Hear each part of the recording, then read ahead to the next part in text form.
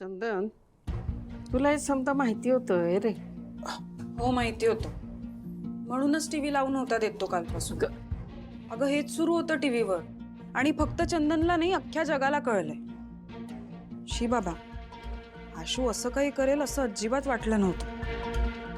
ए डुचके, तुझ्या थोबाडाला जरा आवर घालतीस काय? तोंडाला येईल ते कशाला बोलतीस उगाच तरी?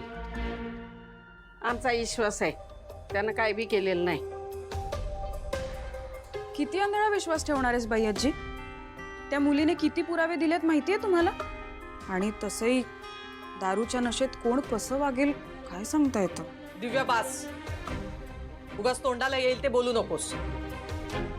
आणि आम्हाला पूर्ण खात्री आहे आमचे जावई बापू चुकीचं काहीही करू शकत नाही. ते असं करणारच नाही.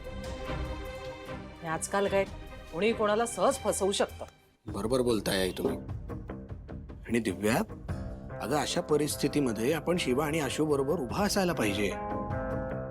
हो, ते काही दिवसांपूर्वी ते आपल्यासाठी उभे राहिले होते तसं. तसंच. आणि यात काही खोटं आहे का? तुला काहीतरी वाटू दे दिव्या.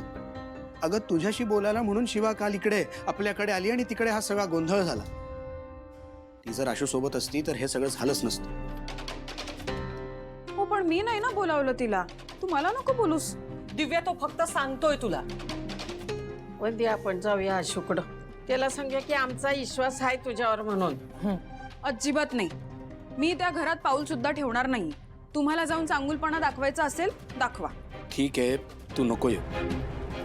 आजी, आई, चला आपण जाऊन येऊ आशूकडे. मी देवाकडे प्रार्थना करते आशूसाठी. चल.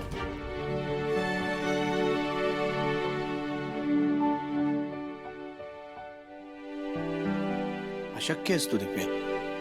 अगं एवढी माती खाऊन सुद्धा आशूने तुला माफ केलं हे विसरलीस का? नाही, बाळ गेल्याचं दुःख आहे तुला, मला माहिती आहे.